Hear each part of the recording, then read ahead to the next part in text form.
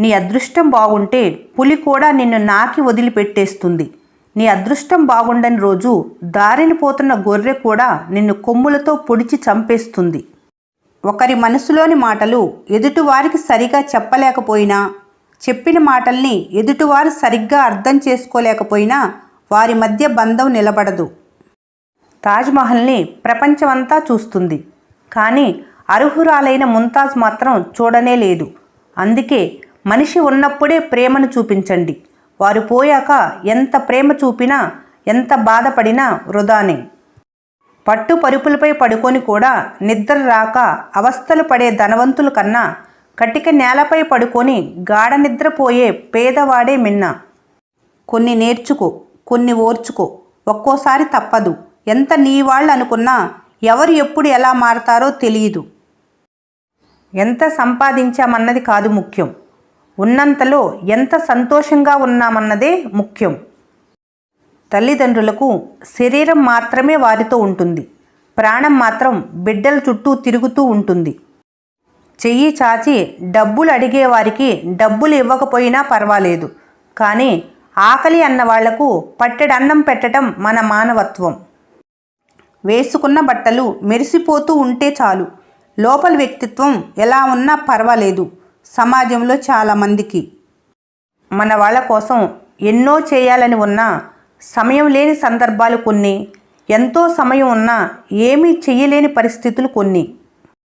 విజయం అంటే తినటానికి తిండి లేని స్థాయి నుంచి తినటానికి సమయం లేని స్థాయికి రావటం కాదు. మనం మనశ్శాంతిగా ఉంటూ మన పక్కన మరికొందరికి మనస్ఫూర్తిగా పెట్టే స్థాయికి వెళ్ళటం.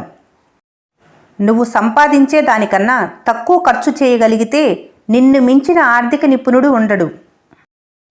ఎప్పుడు అడిగినా మాట్లాడటానికి సమయం లేదని చెప్పే వారి మాటలు నమ్మొద్దు. వారి ఆలోచనలలో మీరు లేరని అర్థం చేసుకోండి.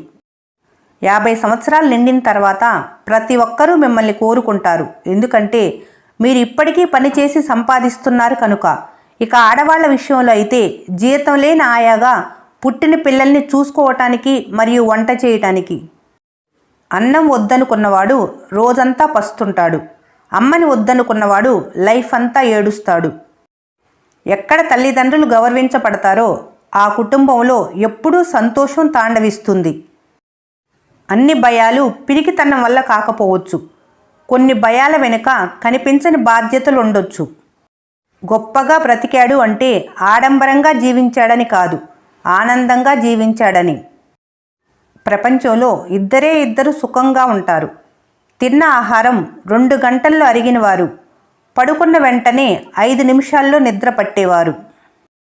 అన్నింటినీ కుళ్ళింపచేసి నాశనం చేసే నేల విత్తనానికి మాత్రం జీవం పోసి జీవితాన్ని ఇస్తుంది. ఇదే సృష్టి ధర్మం. ధరలు తెలుసుకోవటంలో ముందుండే మనిషి నేడు విలువలు తెలుసుకోవటంలో వెనుకబడుతున్నాడు. క్షురకుడి కత్తి ఎంత పదునుగా ఉన్నా చెట్టును నరకటానికి పనికిరాదు. గొడ్డలి ఎంత పదునుగా ఉన్నా గడ్డం చేసుకోవటానికి పనికిరాదు. అలాగే జీవితంలో ప్రతి మనిషికి ఎవరి ప్రత్యేకత వారికి ఉంటుంది. ఈ వీడియో మీకు నచ్చినట్లయితే మన స్నేహ ఛానల్ని లైక్ చేయండి, సబ్స్క్రైబ్ చేసుకోవడం మర్చిపోకండి. Thanks for watching.